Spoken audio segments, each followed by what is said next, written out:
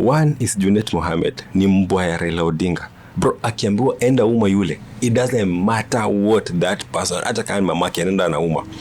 The other one is Kimani Ichungwa, ni dogi ya William Ruto. Akiambiwa enda uma huyo.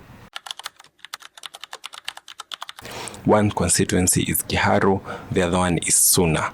And the reason why we've pulled up this information is because of this. Country are we living in? What kind of country are we living in?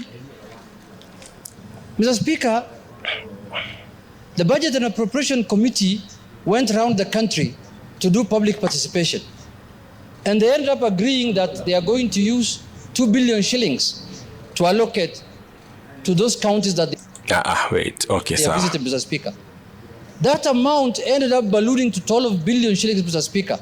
And the beneficiary of that 12 billion shillings is not those counties that public participation was done on, Mr. Speaker. It is other counties and other constituencies, Mr. Speaker. The Budget and Appropriation Committee of this House has reached to the level where the chair of that committee, Mr. Speaker, now. The chair of that committee is Ndindi Nyoro, or was. Members of Parliament are going to his constituency for benchmarking, Mr. Speaker. Members of the Parliament are going to Kiharu, where Ndindi Nyoro is the MP, for benchmarking. Benchmarking. And all of us are supposed to receive the same amount of NGDCDA, Mr. Speaker. What is making our members to go and benchmark in a colleague's constituency, Mr. Speaker?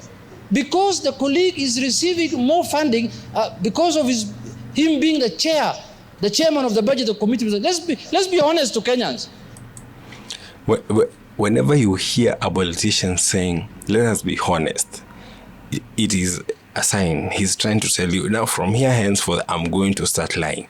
It is lies. Because you guys, that is why this information is very important. I don't know if you can see it clearly, but you can see the amounts received in Kiharu constituency versus that received in Suna East constituency. The difference is not more than 10 million. That is the hiyo ndo kitu ni ya kushangaza.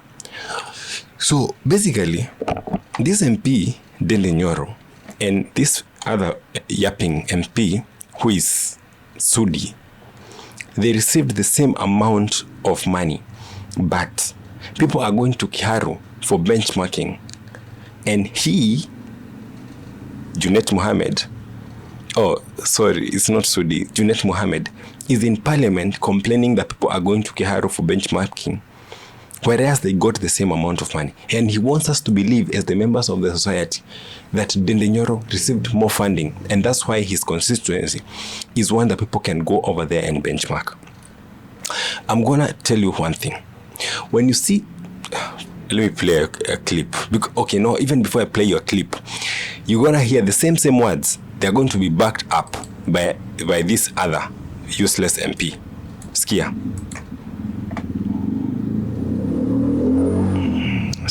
vile anasema. We have now reconstituted a new Budget and Appropriations Committee. Let me be on record, it will not be business as usual.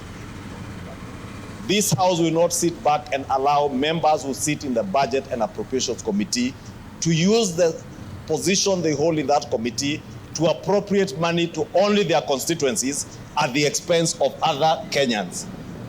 Because all these 349 members come here to represent people. Well, there is a duo. The duo from hell. Bro, duo from hell, and they're like twins. It's like Ukwa, Aki and Ukwa. This is like the most terrible, the bottom of the barrel when it comes to the politicians. They are willing to lie. They are willing to speak anything. And they are like dogs, bro. You tell them, Uma uyo, he doesn't care. Another na Uma.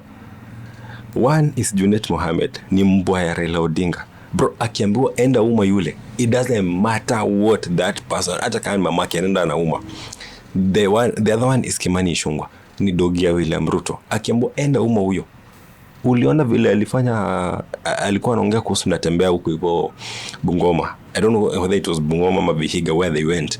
The guy was like a dog who has been let loose. Akaambua enda uma. These two are like the bottom of the barrel when it comes to parliament, to MPs, to politicians. They are willing to do whatever it takes, even if they're going to lie through their teeth, so that they can achieve whatever agenda that their leaders have sent them to do. Let me play you this clip. It will help you understand better. No, anytime you see these two funny characters make noise in parliament, just know another political witch hunt is about to begin. Kimani Kemanoko and Junet are the noisiest parliamentarians that we see that do not do anything in regards to development. All they do is abuse and attack people. Of course, the order of the day today was attacking Ndindi Nyoro because members of parliament went to his constituency to benchmark based on the things that he's doing for his people. Kimani Kemanoko, we have not forgotten that you went live on an international news channel, Al Jazeera, in your red bottoms. Let me let that sink in. And declared yourself a billionaire. We do not even know the last thing you did in terms of development in Kikuyu constituency.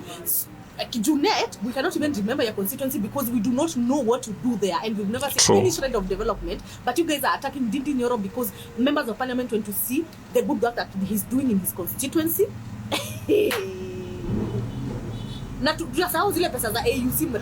No, anytime you see this. Okay, so I guess it is clear. Now, wananchi, please, members of the society, members of this country, citizens, I plead with you, and I plead in the most humblest form of pleading.